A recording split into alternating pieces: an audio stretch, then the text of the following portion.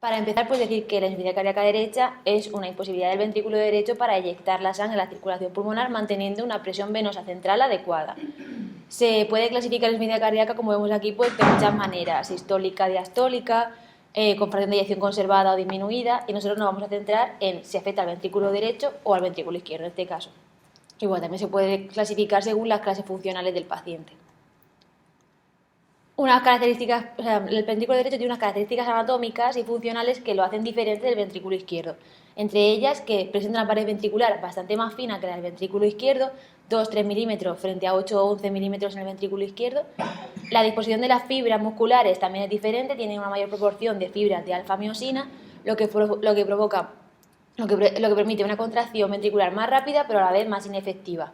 Y en cuanto a la perfusión que recibe, en cuanto a la irrigación vascular del ventrículo derecho, esta irrigación es continua, al contrario que pasa en el ventrículo izquierdo, que se irriga mucho más en la diástole.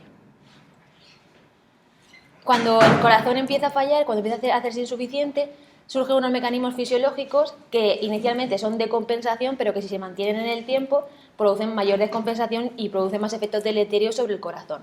Pues esto lo paso un poquito rápido. Está la ley de Frank-Starling, que todos conocemos, que es la distensibilidad de las fibras cardíacas para permitir, ante sobrecargas de presión, permitir mantener la contracción adecuada. Sin embargo, si estas sobrecargas, tanto de presión como de volumen, se mantienen durante demasiado tiempo, se produce una hipertrofia miocárdica, que puede ser concéntrica si es a expensas de una sobrecarga de presión o excéntrica si es a expensas de una sobrecarga de volumen. También se activa el sistema nervioso simpático, que es el primer mecanismo que se activaría ante signos de insuficiencia, produciendo un aumento de la contractilidad, de la frecuencia cardíaca y una vasoconstricción. Luego habría factores neuromorales que irían a favor de la reabsorción de agua, como sería la ADH o el síndrome de renina-angiotensina-aldosterona, y otros que favorecerían la excreción de agua, como las prostaglandinas, que aumentarían el flujo renal, y el pectín natriúrtico auricular, pues que aumenta su concentración cuando se distiende la aurícula. Y otros factores, como el 2,3-difosfoglicerato, que lo que hacen es desplazar la curva de saturación de la hemoglobina hacia la derecha para favorecer la llegada de oxígeno a las zonas más distales. En conclusión, en cuanto a nuestro ventrículo derecho, ¿qué ocurriría? Habría un aumento de la presión dentro del ventrículo derecho, lo que disminuiría el gasto cardíaco. Esta disminución del gasto cardíaco produce hipotensión, y esa hipotensión produce disminución de la perfusión en el ventrículo y puede dar lugar a isquemia. Esta isquemia también produce una dificultad en la contracción del ventrículo derecho, lo que disminuye el gasto cardíaco y haríamos un círculo vicioso. Esto es es una tabla para explicar un poco lo que ocurre debido a varias causas, pues por ejemplo, como puede ser la sobrecarga de presión, la isquemia miocárdica o lo que sea. Se produce una disfunción ventricular derecha que se manifiesta con síndromes de bajo gasto y síndromes congestivos. Estos síndromes, la clínica congestiva serían pues los edemas en miembros inferiores, ascitis, la hepatomegalia dolorosa, el hígado pulsátil, y en los signos de bajo gasto sería sobre todo principalmente la intolerancia al ejercicio físico, palidez, diaforesis y alteraciones de la función mental y la hipoperfusión. También una insuficiencia cardíaca derecha mantenida puede provocar arritmias auriculares o ventriculares. Y se define la insuficiencia cardíaca derecha en varios estadios clínicos que van de la A a la D. En la A sería factores potenciales de riesgo que pueden precipitar una insuficiencia cardíaca derecha, luego una disfunción una disfunción derecha pero asintomática sería el estadio B, un estado de insuficiencia cardíaca derecha como tal, el estadio C, y una insuficiencia cardíaca derecha refractaria, el estadio D. Y esta insuficiencia puede ser aguda o crónica. Pues estas son unas pocas diapositivas en cuanto a la evaluación diagnóstica que tenemos que hacer, pero principalmente, sobre todo y lo más importante, es intentar encontrar la etiología de la insuficiencia cardíaca derecha. La insuficiencia cardíaca derecha siempre va a ser causa de algo, es decir, siempre hay que buscar cuál ha sido la causa que lo ha originado e intentar tratarla, porque tratando la etiología vamos a tratar sobre todo la causa. Siempre se dice que hay que buscar la causa, pero en este caso más. Hay que también evaluar la gravedad, el estado funcional del paciente, la lesión de órganos diana, ver los signos físicos de lo que hemos comentado antes, de los signos congestivos y los signos de bajo gasto, y luego se puede complementar los estudios con la ecocardiografía para ver los volúmenes, el crecimiento del ventrículo derecho, la presencia de hipertensión pulmonar, cardiopatías congénitas, la resonancia magnética que se aconseja sobre todo para la medición más exacta de los volúmenes telediastólicos del ventrículo derecho, y el cateterismo cardíaco para realizar una adecuada medida de presiones, valorar las malformaciones arteriovenosas que sean complejas o defectos cardíacos congénitos. También se realiza una prueba de esfuerzo. Esta prueba de esfuerzo, un punto importante es que la prueba de esfuerzo máximo está totalmente contraindicada en aquellos pacientes que presenten una enfermedad pulmonar vascular grave. ¿Por qué? Porque, el esfuerzo, un sobreesfuerzo puede producir un aumento de la presión en la arteria pulmonar y desencadenar hasta muerte súbita muchas complicaciones. Por eso está totalmente contraindicada.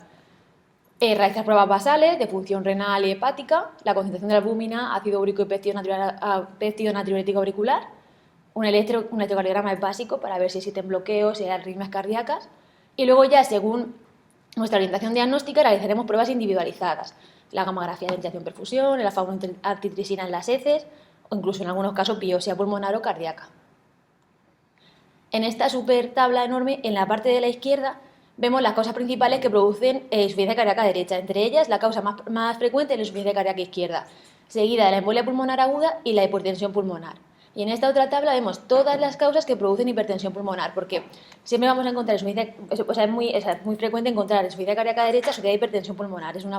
Van muy ligadas y la presentación vais a ver también que está muy ligada a la hipertensión pulmonar. Tratamiento. Yo voy a centrar en esta sesión en hablar de algunos fármacos, alguna medicación, algunas medidas que si han demostrado evidencia o no han demostrado evidencia en cuanto a tratamiento de la insuficiencia cardíaca derecha. No me voy a centrar en concretamente cómo se trata la insuficiencia cardíaca derecha paso por paso. En principio, lo más importante, como ya he dicho, tratar la causa específica. Tenemos en la insuficiencia cardíaca derecha unos objetivos fisiológicos que son optimizar la precarga, la poscarga y la contractilidad, y se considera una precarga óptima el gasto cardíaco óptimo que no produce una alteración en la función renal.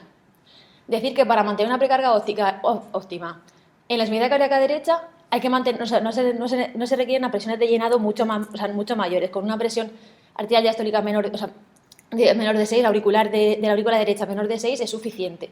Es decir, no hay que sobrecargar más el ventrículo. Y en una insuficiencia cardíaca derecha aguda, evitar la hipotensión sistémica, ya que hay muchísimo mayor riesgo de isquemia que en el ventrículo izquierdo. Esta es una tabla que explica un poco cómo tratar, según la patología de base, la insuficiencia cardíaca derecha crónica. Si el paciente presenta insuficiencia cardíaca derecha secundaria a una insuficiencia cardíaca izquierda, en principio el tratamiento sería las guías clínicas de tratamiento de insuficiencia cardíaca izquierda, y se podría valorar el tratamiento con sildenafilo, que posteriormente explicaré un poquito para qué sirve y si sirve o no sirve.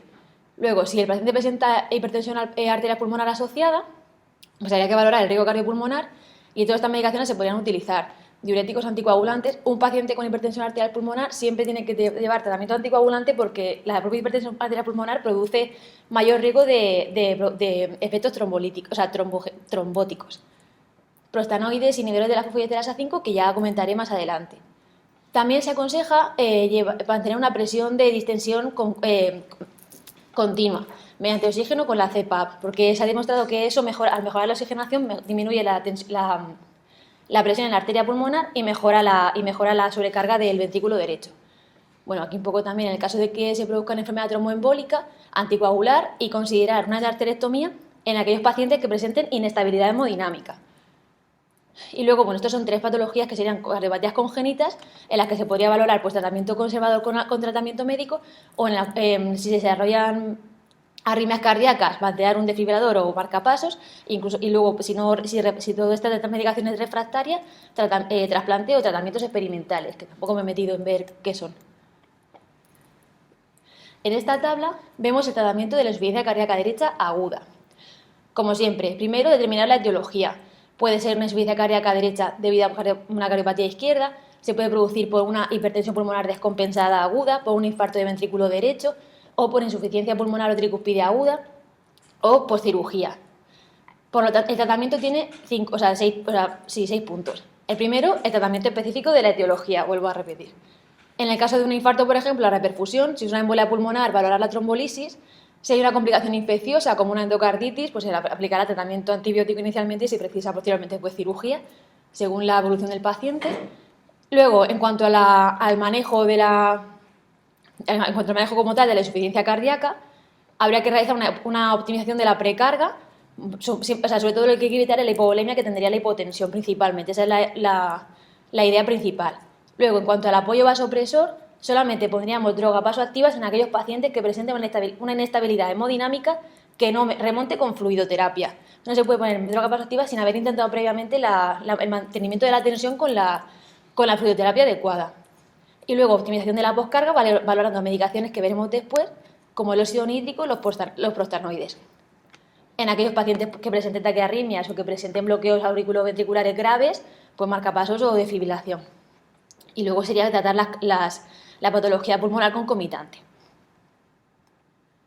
Esta es una tabla en la que hablamos un poco del tratamiento de la hipertensión pulmonar como tal. Aquí básicamente lo que quería que quedara claro es un poco que cuando un paciente tiene hipertensión arterial pulmonar, ¿qué es lo que se hace? Pues se le realiza primero una prueba de vasorreactividad, en la que se utiliza adenosina, óxido nitroso, y según si son respondedores o no, se aplican unos tratamientos u otros. En el caso de que sean respondedores a esta prueba de vasorreactividad, es decir, que al inocularse la adenosina o el óxido nítrico se dilate la arteria pulmonar, es decir, mejore la presión pulmonar, se le puede poner tratamiento con antiagonistas.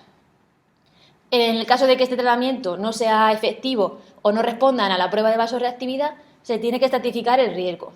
Un riesgo bajo o inferior sería un estadio de la NIJA 1, 2 e incluso se valora el 3, y un estadio superior 3 y 4 se utiliza un tratamiento diferente.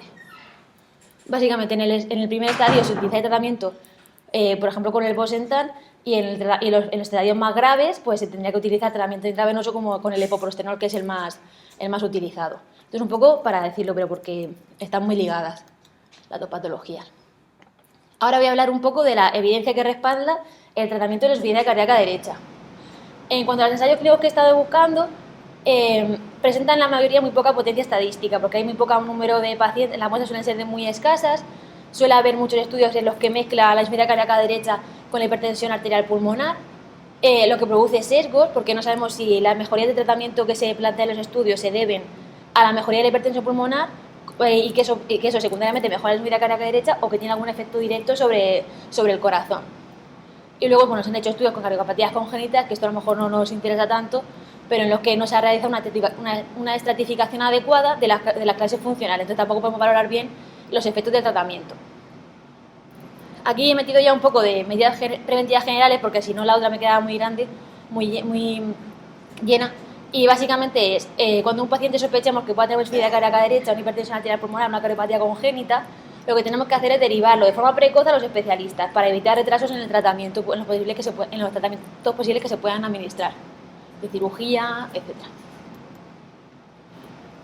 Hay que sobre todo incidir en el paciente en los factores de sobrecarga de volumen, evitar consumo de menos de 2 gramos de sal, restricción de líquidos, evitar los AINES y los antagonistas del calcio, los no dihidropyridínicos. Y en cuanto a las mujeres, evitar el embarazo en aquellas que presenten hipertensión arterial pulmonar significativa o insuficiencia cardíaca derecha grave, porque aumenta la mortalidad fetal y materna. Y prevención de las infecciones, con vacunación de la gripe, del neumococo, y en aquellos pacientes que presenten riesgo añadido de presentar endocarditis, que tengan válvulas mecánicas, cardiopatías congénitas o que hayan presentado ya previamente una endocarditis, realizar profilaxis de la endocarditis bacteriana. En cuanto al objetivo principal, otra vez, el tratamiento etiológico. Si el paciente presenta un infarto de ventrículo derecho, si presenta una insuficiencia cardíaca izquierda asociada, habría que tratar con las guías clínicas de insuficiencia cardíaca. Y se le podría añadir el sildenafilo porque mejora la hemodinámica pulmonar, mejora la tolerancia al ejercicio y la función endotelial. En cuanto al infarto de miocardio del ventrículo derecho, se aconseja la reperfusión precoz en todos los casos.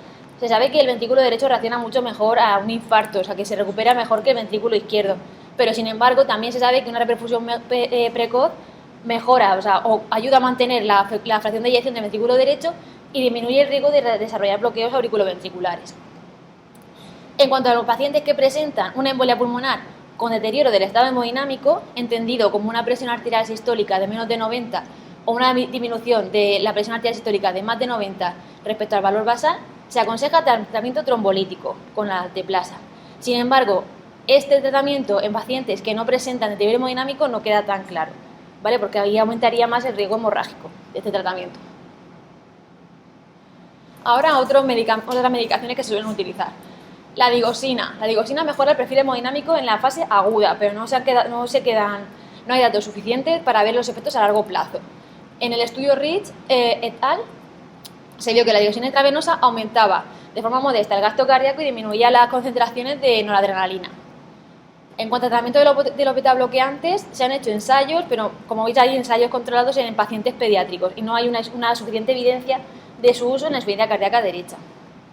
En cuanto a la hidralacina, que sabemos que para la insuficiencia cardíaca izquierda es útil cuando se combinan con antagonistas del calcio en la raza negra, esto que siempre dicen en el MIR, en la insuficiencia cardíaca derecha no existen datos concluyentes.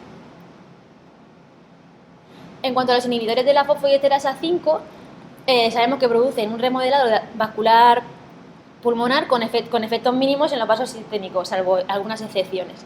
Mejora la contractilidad del ventrículo derecho y decir que el mecanismo fisiológico por el que funciona el sildenafilo es que el ventrículo derecho normalmente, o sea, cuando funciona bien, no produce apenas fosfodiesterasa 5. Sin embargo, cuando está hipertrofiado sí que aumenta sus concentraciones. Por eso de ello se deriva el uso de este fármaco en este tipo de insuficiencia.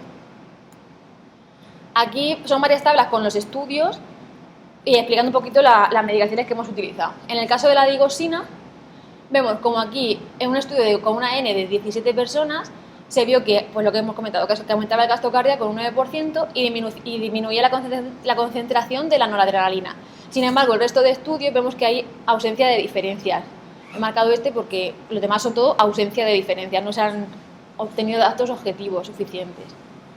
En cuanto a el tratamiento con inhibidores de la fosfodiesterasa 5, decir que algunos muestran un efecto beneficioso, por ejemplo en este estudio que tiene una N bastante elevada, en la que aumentaría la PM6M, que consiste es una prueba de caminar a los 6 minutos, ver qué distancia es recorrida a los 6 minutos, es decir, básicamente evalúa la tolerancia al ejercicio. Y esa prueba mejoraría en un 14%. Y aumentaría, eso mejoraría. Sin embargo, hay otros estudios como este que ve que, este estudio se hizo en una muestra de pacientes lactantes, que vieron que tras administrar el sildenafilo disminuía la presión parcial de oxígeno, pero que se tuvo que retirar y se suspendió el estudio. Es decir, en principio parece que son efectos beneficiosos en la población adulta. En cuanto a la hidralacina, he puesto tabla pero no he señalado nada porque, como podéis ver, hay algunos que tienen un efecto beneficioso, otros nocivos, no queda clara su utilización en esta patología. En cuanto a los betabloqueantes, un poco de lo mismo, y he querido resaltar un poco de lo mismo con la hidralacina, no hay datos concluyentes. Sin embargo, he resaltado este estudio en el que vemos que se produjo un efecto nocivo, y aquí pone aumento del gasto cardíaco y aumento de la tolerancia al esfuerzo. Sin embargo, estos beneficios se produjeron al mes después de suspender el tratamiento con betabloqueantes. El óxido nítrico. ¿Para qué utilizaríamos el óxido nítrico? El óxido nítrico produce una vasodilatación pulmonar selectiva sin hipotensión sistémica y mejora la calidad de ventilación-perfusión. Sin embargo, hay dificultades prácticas de administración, hay tratamientos alternativos, por lo que no se utiliza tanto como tratamiento continuo. En cuanto a los estudios, no hay un beneficio uniforme, no hay datos concluyentes, y el óxido nítrico se utiliza sobre todo para la prueba de vasorreactividad aguda que he comentado antes, para ver si los pacientes responderían o no al tratamiento. Y también se utiliza en aquellos pacientes que tengan insuficiencia cardíaca derecha aguda o una hipoxemia grave, sobre todo después de un trasplante pulmonar. El óxido nítrico mejora la hemodinámica en las situaciones agudas, como el infarto de ventrículo derecho complicado con un shock cardiogénico. Pero es un poco como con la digoxina, en la fase aguda sí, pero a largo plazo no tenemos datos concluyentes. En cuanto al tratamiento ionotrópico, se utilizaría en insuficiencia cardíaca derecha aguda con signos de bajo gasto cardíaco. La dobutamina es el fármaco que es el más estudiado de todos. En el infarto de ventrículo derecho aumentaría el índice cardíaco y el volumen de eyección. A dosis de 2,5 microgramos km aumenta el gasto cardíaco y a la vez reduce las resistencias vasculares pulmonares. En cuanto a un paciente con hipertensión arterial pulmonar, la combinación de dobutamina y óxido nítrico aumenta el índice cardíaco. También reduce las resistencias vasculares pulmonares y mejora la PAFI. En cuanto a otros tratamientos ionotrópicos como la noradrenalina y levosimendan, hay poca experiencia de uso. Y bueno, dos palabras un poco con la terapia de resincronización y luego de la muerte súbita. La terapia de resincronización se utiliza sobre todo en pacientes que presentan un bloqueo auricular grave, fibrilación auricular, que produzcan una repercusión hemodinámica grave en el paciente. En la insuficiencia cardíaca izquierda se ha demostrado que mejora la supervivencia y la capacidad del ejercicio, sobre todo en aquellos pacientes que presentan un QRS de más de 120 milisegundos y una FEBI menor del 35%. En cuanto a los estudios que hay acerca de la terapia de resincronización cardíaca en los pacientes con insuficiencia cardíaca derecha, tenemos el estudio Dubin et al, no sé si dice al o ol, no sé. Al, ¿no? Porque es latín, ¿no? Me parece. Vale. La TRC mejora. Inglés no es. Pero no hace falta que digas al. No digo nada, ¿no? Dices de Dubin y ya está. Vale, es que estaba ayer, digo, tengo que decirlo todo, bueno. El caso es que se ha visto que la terapia de resincronización cardíaca mejora la fracción de eyección en los pacientes con insuficiencia del ventrículo derecho y se ha visto que el marcapasos también mejora la supervivencia en aquellos pacientes que presentan un bloqueo de rama derecha y disfunción del ventrículo derecho. En cuanto a la muerte súbita, nada, muy poquitas cosas. Es decir, que las causas de muerte súbita pueden ser una taquicardia, fibrilación auricular, una embolia pulmonar aguda, una hemorragia pulmonar, que se produzcan complicaciones mecánicas o eléctricas después de un infarto de miocardio y ventrículo derecho. El tratamiento óptimo, aquí he puesto un poco que básicamente son el tratamiento de la etiología, la revascularización, el tratamiento de la hipertensión arterial pulmonar y corrección quirúrgica en los casos que lo precisen.